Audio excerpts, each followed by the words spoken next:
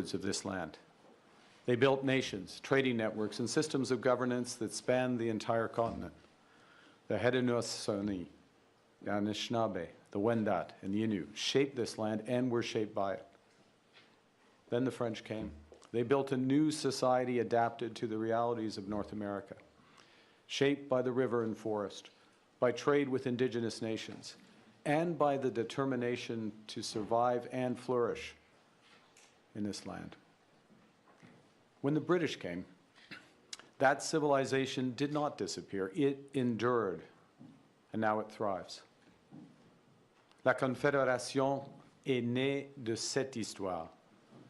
L'une de ses pères fondateurs, José-Étienne Cartier, a déclaré à l'époque que les Canadiens et Canadiennes étaient des races différentes, non pas se faire la guerre, mais afin de travailler conjointement à leur propre bien-être, qui vivent les uns à côté des autres comme de grandes familles. Ce pacte a été renouvelé lorsque Wilfrid Laurier a gouverné un pays qui avait autrefois conquis son peuple. Il a été renouvelé avec l'avènement du bilinguisme officiel. Il a été renouvelé lorsque les Québécois ont choisi, à 2 reprises, de rester au sein du Canada, estimant que ce partenariat, malgré toutes ses frustrations, méritait non seulement d'être préservé, mais aussi d'être renforcé. Les plans d'Abraham symbolisent un champ de bataille, oui, mais ils symbolisent aussi le lieu où le Canada a commencé à faire le choix historique de privilégier l'adaptation plutôt que l'assimilation, ou le partenariat plutôt que la domination, ou la collaboration plutôt que la division. Oui, cette fondation était imparfaite. Elle excluait trop de gens. Elle reposait en partie sur la dépossession de peuples autochtones et sur la violation des traités conclus avec eux. Mais cette fondation reposait sur l'idée fondamentale que l'unité ne passe pas nécessairement par l'uniformité, que nous pouvons partager un pays sans nous conformer à une identité unique, que nos différences reconnues honnêtement et gérées dans le respect sont une source de force. Ce choix résonne à travers notre histoire. Il résonne dans les choix faits par les nouveaux arrivants venus de 4 coins du monde pour s'établir au Canada. Il résonne dans les choix faits par chaque génération déterminée à continuer à bâtir, non pas sur le sein ou sur la terre, mais sur quelque chose de plus exigeant et de plus durable, un engagement commun à vivre ensemble, à accepter les différences et à rechercher le bien commun. Et grâce à chacun de ces choix, le Canada est devenu plus riche, plus inclusif et plus équitable. What makes Canada a great country? It's a great country for everyone. It's the greatest country in the world to be a regular person. You don't have to be born rich or to a landed family here. You don't have to be a certain color or worship a certain God. Canadians believe in the value of every other Canadian, their boundless potential to make this great country even better. Our ancestors, despite their differences, believed in each other and in us. Now, there are long periods of history where these values can prosper unchallenged. Ours is not one of them. Our values must be fought for. That's what we are doing. That's what Canadians want. Canadians are up for it. Our history traces an arc of broadening inclusion from biculturalism to multiculturalism, from being British subjects to becoming Canadian citizens, from being two founding peoples to being many peoples living in true partnership with Indigenous peoples. From William Lyon Mackenzie King's social citizenship to Louis Saint Laurent's liberal internationalism, from Diefenbaker's One Canada to Pierre Elliott Trudeau's Charter of Rights and Freedoms, Brian Mulroney's environmentalism to Justin Trudeau's pluralism and reconciliation, each generation of Canadians has built a modern, progressive, liberal state that embraces the values of caring and sharing, of equity and fairness for all. Institutions make up the body of that progressive state, but our values are at its heart. Institutions from the civil code to public health care, from modern self-government agreements to Parliament's recognition of the Quebec people as a nation. Values of inclusivity, fairness, solidarity, sustainability, and ambition. Canadians are inclusive. We know our country is stronger when everyone belongs, when newcomers are welcome, when minorities are protected, when Indigenous peoples are true partners. That commitment to inclusion was institutionalized, first in the Bill of Rights and then embedded in the Charter of Rights and Freedoms. It was manifest in our adoption of multiculturalism, first as policy and then as law. In the same spirit, the enshrinement into law of the United Nations Declaration on the Rights of Indigenous Peoples reflects our fundamental commitment to reconciliation and to respecting Indigenous peoples as equal partners in building our country together. And inclusion means going beyond the protection of rights to the commitment to creating a society in which everyone can flourish. That's why we introduced the Combating Hate Act, to preserve the freedom of people to practice their faith and culture without intimidation, harassment, or violence. Les Canadiens et Canadiennes veillent les uns sur les autres, surtout dans les moments difficiles. Et cet esprit de solidarité a inspiré les fondements de l'État-providence moderne au lendemain de la Grande Dépression, notamment l'assurance chômage, les allocations familiales et la sécurité de la vieillesse. De nouveaux piliers institutionnels de solidarité ont été ajoutés avec la création du régime de pension du Canada et de la loi canadienne sur la santé. Je suis fier, vous êtes fiers, que nous ayons élargi ces fondements au cours des dernières années avec le régime national de soins dentaires, les services de garde d'enfants, le plan d'assurance médicaments et le programme national d'alimentation scolaire. Au Canada, c'est lorsque nous sommes unis que nous sommes les plus forts, lorsque nous veillons les uns sur les autres et que nous veillons à ce qu'aucun enfant, aucune famille, personne ne soit laissé pour compte. Cet esprit de solidarité et de générosité contribue à définir notre identité en tant que nation. Canadians believe that fairness includes equality of opportunity, so that every Canadian has a shot at a good and fulfilling life.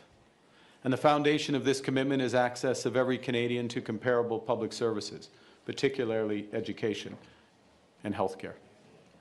These commitments were institutionalized when equalization was first introduced in 1950 and then embedded in our Constitution in 1982. And by protecting services like childcare, dental care, pharmacare, we strengthen the sense of security that Canadians rely on every day. A strong and united Canada stands up for families and workers and protects those who are most vulnerable, whether they're a newcomer, a person with a disability, or a member of the two-spirited LGBTQI+ community. Now, friends, the advent of artificial intelligence will simultaneously challenge fairness, inclusion, and solidarity, Well, it creates enormous opportunities for how we live, work, and play. And these tensions can only be reconciled if AI works for all. AI can provide powerful solutions, better healthcare, better education, better government services. It can empower Canadians with new skills for more fulfilling jobs. But realizing that potential will require fundamental reforms to our education system, how we do skills training, and to our social welfare system.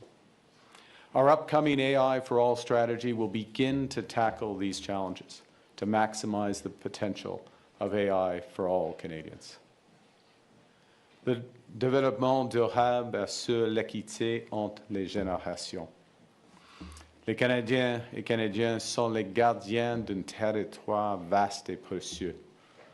Nous avons pris des mesures pour protéger au moyen de traités internationaux comme le traité sur les pluies acides et l'accord de Paris de 2015, ainsi que par nos progrès constants en matière de conservation de notre patrimoine naturel, conformément à nos engagements pris lors de la conférence de Montréal en 2022. Au cours des prochains mois, notre gouvernement mettra en œuvre de nouveaux plans ambitieux visant à accélérer le développement durable au pays, à réduire les facteurs liés à l'énergie des familles et entreprises et à protéger la richesse naturelle du Canada. Canada is ambitious. Canada is an ambitious nation of builders and explorers. We mapped this continent before the Americans had even left St. Louis. We built a transcontinental railway in 5 years, the St. Lawrence Seaway in 4. We created a healthcare system that became a model for the world. This government, Canada's new government, shares that ambition. We've already removed all federal barriers to interprovincial trade, and we're catalyzing hundreds of billions of dollars of investments in nation-building projects. We're doubling our defense spending by the end of this decade. And we're working to ensure that core Canadian capabilities, including in AI, in quantum, in cyber, and critical minerals, will maximize the economic benefit for Canadians of these new security imperatives. Now we need to execute fairly and fast. Les valeurs canadiennes, telles que l'inclusion, la solidarité, l'équité, la durabilité et l'ambition, ne sont pas des idéaux abstraits, mais des guides pratiques qui font partie intégrante de notre identité. Notre tâche est de nous en inspirer pour continuer à bâtir en ces temps révolutionnaires. Dans des moments comme ceux-ci, le Canada doit assumer 2 rôles à la fois. Premièrement, il doit être une bastion de sécurité et de prospérité pour nos citoyens. Nous devons défendre notre souveraineté, sécuriser nos frontières, protéger nos communautés et bâtir une économie qui offre des possibilités à tous les Canadiens et toutes les Canadiennes. That's why we're undertaking the strongest tightening of the criminal justice system in generations. It's why we're making the largest investment in defense in generations. It's why we're securing our borders through more CBSA agents and greater surveillance resources. And it's why we're building one Canadian economy and launching nation-building projects that will connect and transform our country. We will give ourselves far more than any foreign government can ever take from us. A core mission, while we're doing that, a core mission of our government is to lower costs for Canadians. That's why on day one we canceled the divisive consumer carbon tax. That's why we've cut income taxes for 22 million Canadians. That's why we've cut taxes for first-time homebuyers. It's why we reduced tolls on the Confederation Bridge and Atlantic Ferry fares. It's why we're launched, and we have launched, Build Canada Homes, to build affordable housing construction at a pace not seen since the end of the Second World War. This past fall, we launched the automatic federal benefits for up to 5.5 million low-income Canadians to ensure that our most vulnerable get the money to which they are entitled. We also made the National School Food Program permanent so that kids have the nutrition they need at school. We've started, as we mean to go on, with a relentless focus on improving affordability to help Canadians get ahead. I said we had to do two things. The first is to be a bastion. The second is to be a beacon, an example to a world that's at sea. In a time of rising populism and ethnic nationalism, Canada can show how diversity is a strength, not a weakness. In a time of democratic decline, we can show how rights can be protected and equal freedoms endure. And in a time of rising walls and thickening borders, we can demonstrate how a country can be both open and secure, welcoming and strong, principled and powerful. There are literally billions of people who aspire to what we have built: a pluralistic society that works, a public square that's loud, diverse, and free, an economy that delivers broadly shared prosperity, a democracy that chooses to protect the most vulnerable against the powerful. Now, Canada can't solve all the world's problems, but we can show that another way is possible, that the arc of history isn't destined to be warped towards authoritarianism and exclusion. It can still bend towards progress and justice. There you go.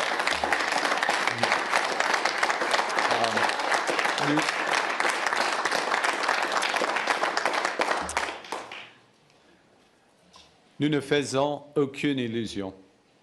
Le monde est de plus en plus dangereux et divisé. Les anciennes alliances sont en train d'être redéfinies et, dans certains cas, rompues. Dans cette nouvelle ère, le leadership du Canada se définira non seulement par la force de nos valeurs, mais aussi par la valeur de notre force. Nous procédons au plus important renforcement de nos capacités militaires et sécurité depuis la Seconde Guerre mondiale. Nous disposons des ressources dont le monde a besoin. Nous avons les talents nécessaires pour transformer ce potentiel en croissance. Et nous avons l'ambition de relever les défis de cette nouvelle ère. Nous consolidons notre force à l'intérieur de nos frontières et renforçons notre résilience en diversifiant nos partenariats à l'étranger grâce à une approche polyvalente qui défend nos valeurs et qui fait progresser nos intérêts. So let me return to where I began, where Canada began. 267 years ago, this ground was soaked with blood. Two empires had collided, one had prevailed, and the question was, what will come next? The answer that emerged slowly, imperfectly, not without struggle, but unmistakably, was cooperation, partnership, a shared future. That response was not inevitable. That response was chosen. Chosen by British administrators who eventually saw the wisdom of cooperation. Chosen by French Canadians who eventually committed to build within the new reality. Chosen by the founders of Confederation who believed that two peoples could become partners in one country. And chosen by every subsequent generation who built on that foundation. Les traces de notre passé sont ancrées dans notre présent, dans nos deux langues officielles, dans notre système fédéral, dans notre compréhension grandissante de la notion d'appartenance. Nous sommes désormais les gardiens de cet héritage. Et il est de notre responsabilité de la faire fructifier puisque nous avons la chance de le faire. In this time of great consequence, we are choosing. We are choosing to work together to build one Canadian economy. We've made great progress over the past year, Now we have to redouble our efforts with the provinces and territories. We're choosing to find new markets and develop new partnerships. We've announced a dozen new economic and security partnerships across 4 continents in the last 6 months. More will come, all will deepen. We choose to build in solidarity with Canadian workers, creating hundreds of thousands of good-paying union jobs and investing in apprenticeships and skills training so that young Canadians can have the careers of tomorrow. On choisit de bâtir avec des ressources canadiennes, à l'aide de travailleurs de technologie et de matériaux canadiens. Nous serons nos meilleurs clients. De bâtir de manière durable, parce que nous savons que lutter contre les changements climatiques est à la fois un devoir moral et un impératif économique. We're choosing to build inclusively, in full partnership with Indigenous peoples, inclusively to ensure that AI benefits all Canadians, to respect diversity, to accept others, and to combat hate so that every Canadian feels free to be themselves and can thrive in the greatest country on earth. When we live our values, we grow as individuals and we build as a people. When we're kind, kindness grows. When we're united, unity grows. When we're Canadian, inclusive, fair, ambitious, Canada grows. Canada and the United States have built a remarkable partnership in the economy, in security, and in rich cultural exchange. But Canada doesn't live because of the United States.